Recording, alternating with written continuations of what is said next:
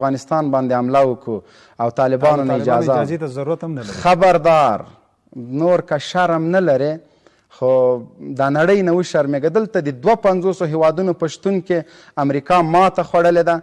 امریکا د خپل شرم نه پټوي، نور د موږ ته اخطارونه نه راکوي.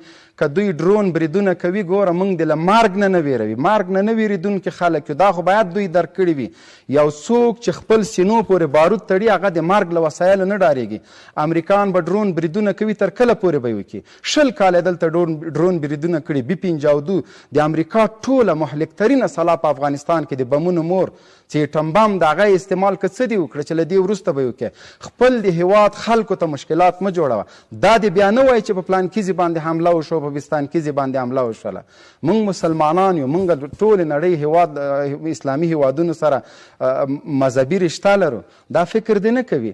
دا اوس هم لا خپل خره نه ده کته سوی، اوس هم خپله بدماشي کوي. امریکایان خو هغه خلک دي چې دلته بدماشترینه جنرال سکاټ میلر له همدې هېواد نه پټو نه تښتېده، مړې سترګې لاړه نه، د باګرام زندان او د باګرام وحشتونه یې له یاده ووته. له دې زیات دوی څه کوي؟ څه یې کولی نه شو. که امریکایانو کولی شو ولې طالب ته حکومت پرېښوده؟ هغه طالب چې په 2001 کې ده مات که مهار که په ټوله دنیا کې یو لږ ځای نه و. نن هماغه طالب پارک کې غومبر وهي. امریکایان چیرې دي؟ د امریکایانو په سفارت کې اوس څوک اوسېږي؟ د امریکایانو دا تریلیونونه ډالر مصارف چې کړي دلته نظامي وسایط، دلته بیسونه، دا اوس د چا په لاس کې دي؟ 15 میلیارده اسلحې چې دوی اخیستې دي چا ته اخیستې؟ طالب په لاس کې دي اوس که نه؟ نو دوی دا خبره نه کوي، نه د بدماشي کوي، نه د بدماشۍ دي او نه موږ د چا بدماشي منو. موږ په جګړه نه ستړي یو، نه ستړي کېږو، قربانۍ ته اوس هم تیار یو. کیدای سبا کوم بل هېواد هم دا بدماشي وکړي. د ما انګلیسي زده نه ده ولا په انګلیسي مې مختار ورکوه. زموږ د دې هېواد بچي یو، د هېواد نه ساتنه کوو. پورته شوې دا چې څوک لاس نه ورته اچوي، دا ډېره غټه خبره ده. تر قیامته پورې یو څوک په حکومت کې دنده نشي کولی. 20 کاله د نظام خوړلی ده، ظلم دې کړی دی، امریکایانو مزدوري دې کړې ده، پیغور څوک نه درکوي، سخې نه درپسې کوي، کرا په کور ناست یې. موږ خپله ورته وایو چې زموږ ورونه یاستئ. دا چې وژل دې م کړي دي، خلک دې م وژلي. سبا موږ دغه مشران ټول دا ته همدغه قربانیو والا ته جوابدي یو. پوښتنه کوي یو مور ما ته راجګېږي وایي زما د زوی قاتل دې په څنګ کې نیولی. زه خو جواب نه ورته لرم. خاص کر اربکیان، خاص کر هغه څوک چې په امنیتي ارګانونو کې په صفري قطو کې کار کوه، هغه څوک چې د خوست په کمپاین کې و هغه نن سبا د طالب تر څنګ ودرېږي. قسم په خدای که د خوست خلک برداشت کړي، ځکه هغوی هغه جنایتونه کړي دي کوم جنایتونه چې په خوست کې کمپاینیانو کړي دي یا د صفري قطو کړي دي. دا په ټول افغانستان کې څوک ماته مثال نشي پیش کولی. نه یې جومات پرېښی، نه یې مدرسه پرېښی، نه یې تجار پرېښی، نه یې مسافر پرېښی، نه چاته پوښتنه کولی سو. هغه جنایتکار به راجګېږي، سبا به وایي چې ما تېر حکومت کې کار کړی، زه راځم اوس د تا تر څنګ. طالبان اوس کوي چې همدغه د خپل د عایداتو د سرچینو نه خلکو ته تنخوا ورکړي. ذبیح مجاهد صاحب خبرې به تاسو اورېدلې وي، وضاحت به م اورېدلی، د نورو مسؤلینو به م اورېدلې وي. تنخواګانې موږ 20 کاله ولاکه تنخوا اخیستې. او د دې هېواد د خدمت دپاره مو مټې بډ وهلې وې. مجاهدینو تنخوا نه درلودله. په دې صفوفو کې د امارت تر څنګ چې ولاړو 1.5 کسان درته نه وایم چې هغوی به ډېر کمه تنخوا درلوده، تنخواګانې نه وې. خو دا هېواد موږ خپل باله د دې هېواد د خدمت دپاره مو هره ستونزه په ځان منلې وه. تر اوسه پورې مجاهدینو ته عشا هغه رقم نه ده حواله لکه تېر نظام چې خپلو عسکرو ته و. ستونزې شته خو یو مجاهد نه ما شکایت وانه اورېده. دویم تنخواګانې خو عسکرو ته ورکوي، د کابل بان مخې ته چې ودرېږي زموږ قاتلان دي، زخمی حالت کې ولاړ دي. چې ما پوښتنه وکړله څنګه راغلی وایي تنخوا اخلم، عسکر یم، چېرته زخمي سوی؟ طالبانو سره ډېر داسې په ویاړ باندې دا خبره وکړله. نو طبعا موږ هم حس لرو، غصه مو راپارېږي، ځان باندې کنټرول په دې راولو چې اطاعت مسله ده. نو تنخواګانې ورکوي 10,000 روپۍ 10 ورځې پاس، 10,000 روپۍ 10 ورځې پاس، یعنې په ساعت ډول د ورځې 1000-2000 روپۍ دوی ته بقایا تنخوا ورکوي. نو دا ټول عسکر پاتې دي، هغوی ته تنخواګانې حواله دي. همدغسې د ملکي بخش کې تیر حکومت د چا 3 میاشتې تنخوا نه ده ورکړې، چا یې 2 میاشتې نه ده ورکړې. همدغسې ورپسې طالبانو نظام راغی، هغوی ته هم طالبانو ترتیبات نیولي دي. هغه د په راتلونکي کې به انشاءالله دوی ته معاشات ورکول سي. خو داسې مجاهد ګیله نه کوي، زغم یې ډېر ده، حوصله یې ډېر ده، دې هېواد ته وفاداره ده. نو په مشرانو باندې مې غږ دا ده چې دې تر څنګ د مجاهدینو هم د تنخوا یو څه بندوبست برابر شي، یو څه مجاهدینو ته هم تنخواه مقرره سي.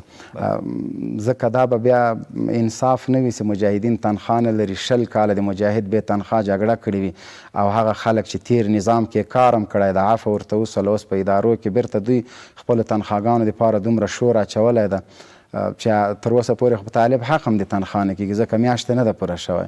نو د دوی د تنخواګانو تر څنګ به انشاءالله مجاهدینو ته هم تنخواه والا سي. ټول هیوادوالو ته موږ ښه اقتصادي پروژې په مخ کې لرو.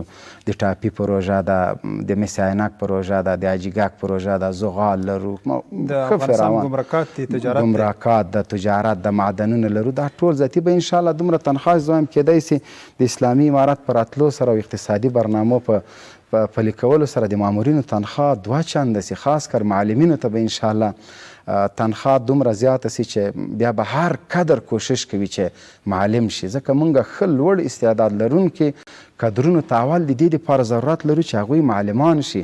موږ هغه خلک معلمان دي چې 12 یا په رشوت پاس کړی دی، یا 10 کاله مکتب ویلی دی، یا نه دی ویلی 12 سند لري، هغه به د ما بچي ته کوم درس ووایي. دا چې ښه کادرونه وي، ښه تنخواه معلمانو ته وي، زه فکر نه کوم چې بیا د په نورو ادارو کې څوک کار وکړي. او په ټوله نړۍ کې دا اصل دی ډېر معاش چې لري هغه معلم لري. د موږ خو چې طبیعي د همدغه ده چې معلم مو ډېر تر پښو لاندې ده. ښه تنخواه باید اول معلم ته مقرره شي تر څو زما بچی ښه وروزي. زه دې ته مجبوره نشم چې یو څوک چې شپږم صنف کې که بیا کښېنی د امتحان ترې واخلي هغه ناکامه کېږي، هغه په دې اداره کې معلم دی. جنرال صاحب غواړم یو پوښتنه له تاسې چې زموږ ډېری هیوادوال دغه مشکل ورسره دی، اوس تاسې ویني د دفاع وزارت، د کورنیو چارو وزارت او د ملي امنیت ځینې منصوبین او سربازانو هغوی به دغه معاش اخیسته په پوهنتون کې محصلینو، هلته به دغه فیس به ورکوو، د همد دې نه دوی به خپل تحصیل هم کوو، وظیفه هم کوله. دغه خلک اوس نامعلوم سرنوشت ته تللي دي. بیرته دغه خلک راغواړي د کورنیو چارو وزارت په لیکو کې، که دفاع وزارت کې او که د ملي امنیت، دوی به خپلې وظیفو ته بیرته راستنې کېږي، امکانات به برابرېږي، یا د دوی تشه به چې دی مجاهدین به ډکوي، دا مسله که واضح شي؟ نو خو طالبانو خو ټولو باندې غږ کړی ده، ټولو ادارو خپلو مامورینو باندې غږ کړی ده. که هر وزارت ته لاړ شئ، که هغه دفاع وزارت د کورنیو چارو وزارت د حتی د حج اوقافو وزارت ته پورې دوی خپلو مامورین راغوښتي دي.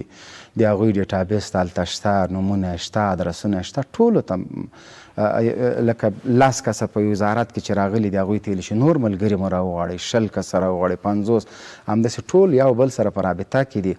ځینې خلکو په طالب باور نه کوه په اولو ورځو کې، ځکه نه راته دومره لوی لوی جرمونه یې کړي دي. هغه وایي چې طالب به ما کله وبخي.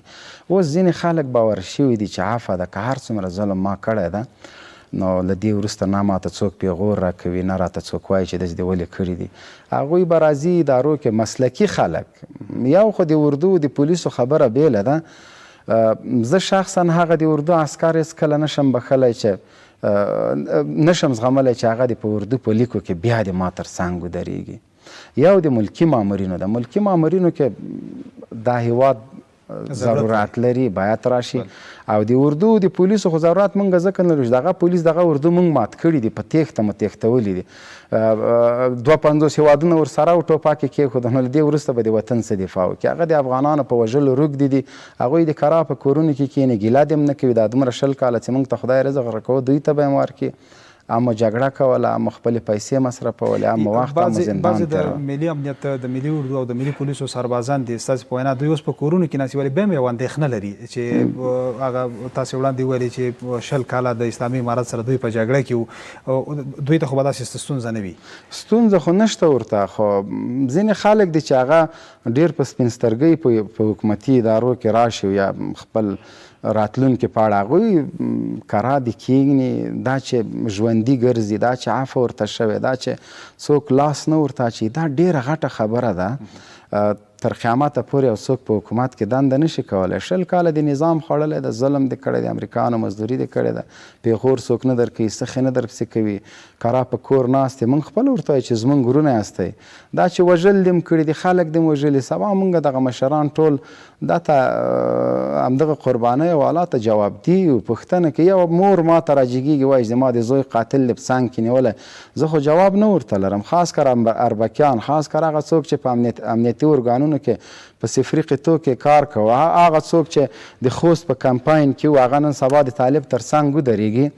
قسم په خدای کې د خوست خلک برداشت کړي، ځکه هغوی هغه جنایتونه کړي دي کوم جنایتونه چې په خوست کې کمپاینیانو کړي دي یا د صفري قطو کړي دي، دا په ټول افغانستان کې څوک ماته مثال نشي پیش کولی. نه یې جومات پرېښی، نه یې مدرسه پرېښی، نه یې تجار پرېښی، نه یې مسافر پرېښی، نه چاته پوښتنه کولی سو. هغه جنایتکار به راجګېږي، سبا به وایي چې ما تېر حکومت کې کار کړی، زه راځم اوس د تا تر څنګ درېږم. دا فکر د څوک نه کوي، ځکه طالبان هغه څوک چې د طالب په امر سینو پورې بارود تړلی دي، هغه هیڅکله طالب مشران له یاده نشي ویستلی. هغه څوک چې د طالب په امر باندې په ټنونو باروتو د پاسه کېناستلی ده او د دښمن ځاله یې تخریب کړی، او اخرنی وصیت یې هم دا کړی ده چې زه قرباني ورکوم، زه خپلو غوښې د دښمن په وړاندې شیندم، خو چې زما له قربانۍ او زما له وینو سره خیانت ونه کړي. ته څه فکر کوې چې مشران به دا له یاده وباسي؟ هرګز نه. دا د مشرانو وفا وه، دا د مشرانو هغه باور و چې د خپل د مجاهدینو یې ترلاسه کړی و چې طالب یا مجاهد د ده په امر باندې په ټنونو باروتو د پاسه کېناسته. هیڅکله به مشران له دې وروسته مشرانو ثابته کړله د قطر د مذاکراتي ټیم په وخت کې چې کله دوی د 15,000 بندیانو په وړاندې ودرېده، طالبانو کوم قاطعات وکړه؟ طالبانو هغه د ملي اردو عسکر چې د ملي اردو عسکرو بهرنیان یې وژلي وو، د طالبانو معزز میلمانه شول، په قطر کې په خپل څنګ کې کېنول که نه؟ ولې کېنول؟ چې هغوی بهرنیان وژلي وو. هغوی د موږ دپاره افتخار ده، افتخارات راوړي. ما د هغه ټولو غازیانو لاسونه ښکل کړي دي الحمدلله، او په دې ملت باندې په ټولو باندې دا اتلان حق لري چې دوی لاسونه او د دوی تندي ښکل کړي، ځکه دوی موږ ته ویاړ راوړی او د دې ملت دی د آزادولو په خاطر باندې د دغه غلامانو د امریکایانو د هغوی د جاسوسانو سکنجې تېرې کړي دي. تاسې د بهرنیو هیوادونو یادونه وکړه. بهرني هیوادونه همدا اوس زموږ نه یو ویره لري، او بالخصوص د اسلامي امارات د مجاهدینو ویره د دوی په څه شي کې ده؟ موږ بې پیلوټه طیاره نه لرو، موږ نړۍ ته خطر نه یو، نړۍ ته مو خطر نه دی متوجه کړی، موږ په نړۍ باندې برید نه دی کړی، نړۍ په همیش لپاره د افغانستان په تاریخ کې زموږ په خاوره باندې ظلم کړی دی.